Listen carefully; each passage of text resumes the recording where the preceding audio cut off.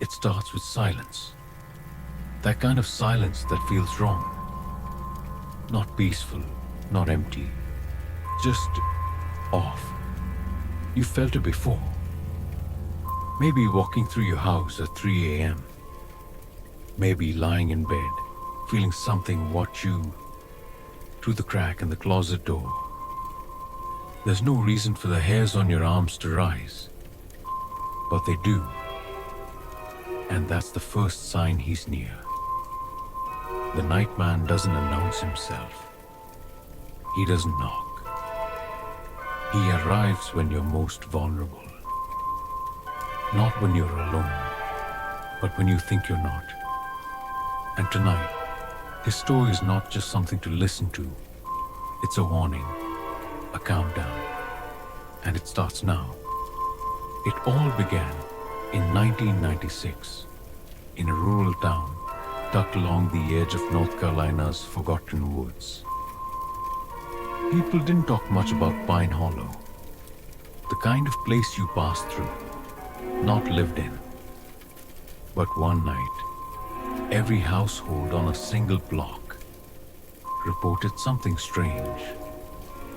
Open doors, cold air that poured into bedrooms despite locked windows, and in some cases, whispers. Whispers saying one word repeated over and over: listen. Nobody knew what it meant, but then came the missing pets. Dogs that barked into the shadows vanished by morning. Cats never came back inside. And then the first child disappeared. 9-year-old Thomas Reeves. Vanished without a sound. No struggle. Just gone. Detectives came. Cameras rolled. Reporters poked around. Nothing stuck. No evidence. No fingerprints. No sounds. Except one neighbor's audio recorder caught something. A slow dragging sound. And then a voice so low it almost hummed through the static. I'm here now. That's when the town shut up. Fear crept into homes like a draft through the floorboards. Locks were doubled. Curtains stayed closed even during the day. But the night man didn't stop. He just changed. He didn't need to take someone to leave a mark. Lights flickered at 3:17 every night. People woke with nosebleeds. Some even claimed their reflections blinked when they didn't. An old librarian named Mrs. Morrow claimed to have seen him. She said he didn't look monstrous. That was the worst part. He looked like someone you knew. A shape in the mirror that shifted half a second too late. Someone standing behind you while you brushed your teeth. Just far enough out of focus that your brain dismissed it until it was too late. Mrs. Morrow went missing 2 days after telling her story. All they found in her house was a smashed wall clock. The time? 3:17. The town slowly emptied. Some moved away. Others just faded. The home sat hollow, but never still. Anyone who bought property on the cursed street left within a year. Some didn't even finish moving in. A contractor working on one of the homes went blind in one eye overnight. Doctors said it was stress.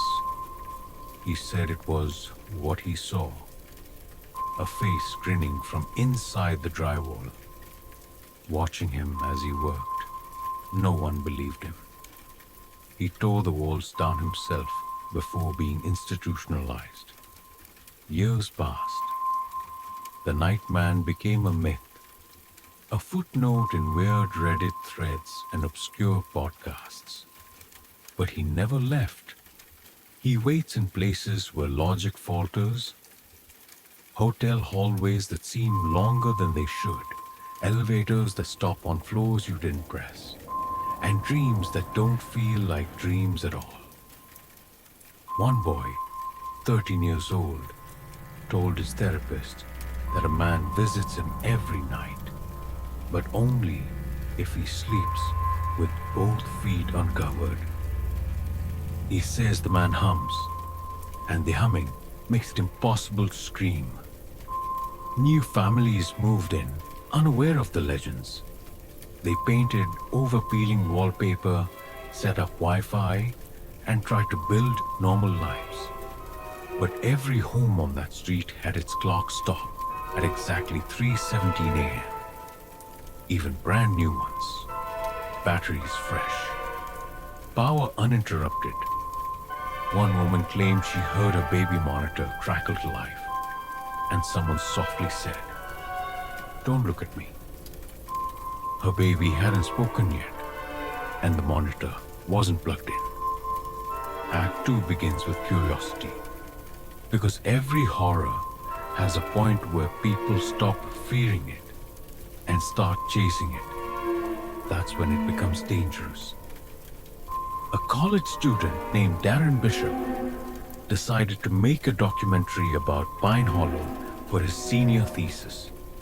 He thought the idea of the Nightman was local hysteria until his third night in town.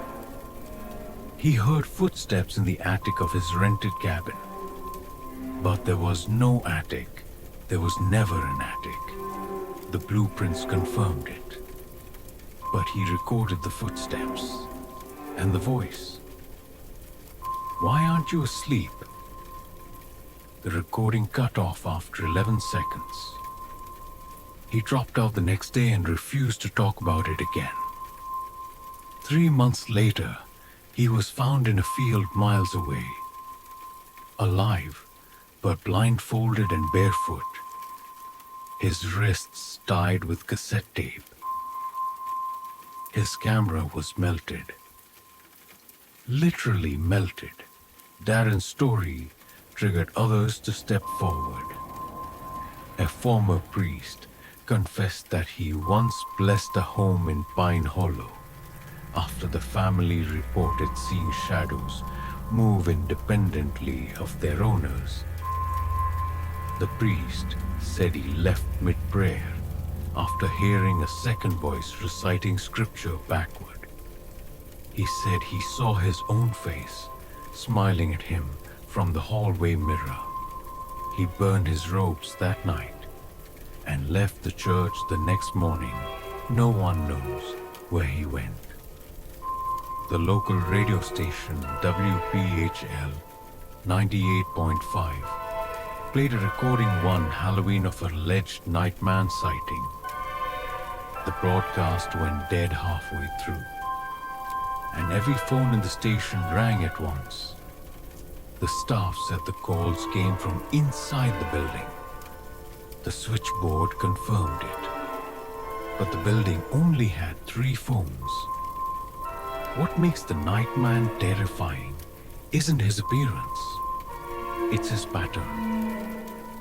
He doesn't appear to the weak. He chooses the curious, the skeptics, the insomniacs who stay up just long enough to notice the world start shifting. He finds you when you stop believing in him, when you think you're safe, when you're half asleep and hear something move behind you. But you tell yourself it's the heater. It's never the heater. One sleep researcher tried studying Nightman phenomena using EEG scans. Every participant reported seeing a figure standing at the foot of their bed before their vitals spiked and they jolted awake in a cold sweat. The researcher, Dr. Keene, stopped the study after he began sleepwalking into locked rooms, writing in chalk on the ceiling, and whispering he walks in different languages. His final paper ended with one sentence: "The Nightman is not a dream. He is the cost of knowing." A nurse who worked night shifts began sketching the same face in her notebooks, over and over, in trance-like states. When questioned, she claimed she thought it was her father. but her father had died years ago. The face she drew had no pupils, no lips, and it was smiling. A Reddit user once posted a thread titled, "My friend vanished after saying he saw a man under his bed." The thread was deleted within an hour, but cached versions revealed hundreds of replies from people saying they'd seen the same man. All of them described him differently, except for one detail: the sound, the slow dragging of fingernails on hardwood floors. A trucker passing through Pine Hollow reported picking up a hitchhiker who never spoke, just hummed a lullaby. When the trucker reached for his coffee, the passenger was gone. The door never opened, but in the seat was a napkin that read, "Thanks for staying awake." You ever walk into a room and forget why? That moment of confusion. Some say that's the night man brushing against your thoughts. Just enough to disrupt. Just enough to make you forget what you almost remembered. And now, we reach the third act, the confrontation. You've made it this far, so ask yourself, are you hearing a story, or are you part of it? Because the night man listens too. He listens when you pause this video, when you get up to check the door, when you look at your reflection and wonder if it just blinked. He waits in the space between your thoughts, where fear lives before you name it. And the moment you decide he isn't real, that's when he moves closer. A woman in Oregon reported dreams of a man sitting at the edge of her bed, singing in a language she didn't recognize. She said it didn't feel like a dream. She said her dog wouldn't enter the room anymore. She tried recording the dreams, but all the footage was upside down, and her voice was distorted, speaking to someone who wasn't in frame. "You said you'd leave me alone." That was the last thing she recorded. Then, silence. Stories like these don't go away because they're not meant to. They evolve. They adapt to the digital age. There's a rumor that if you listen to his story all the way through, start to end, the night man learns your voice, learns your breath. And when you sleep tonight, you might just hear your own voice whispered back to you.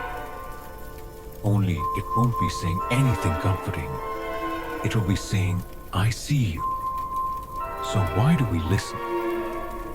Why do we invite fear in with open arms, lying in the dark, earbuds in, eyes closed? Maybe we're trying to prove we're braver than we are. Maybe we just like the thrill. Or maybe, deep down, we're trying to make peace with the shadows we can't explain. Whatever the reason, one thing is certain. The night man is real. Not because you believe in him, but because you just listened. And if you made it this far, consider this a silent agreement. Tonight, you'll dream of him. Maybe you'll forget the details. Maybe you'll wake up gasping. But when the clock hits 3:17 and your room feels just a little colder than it should, remember, it's not the wind. It's the night man. Now, before you drift off or decide to leave your light on, there's something else you need to hear. Horror may keep you up at night, but there's a different kind of power that keeps your future awake. The power of compounding.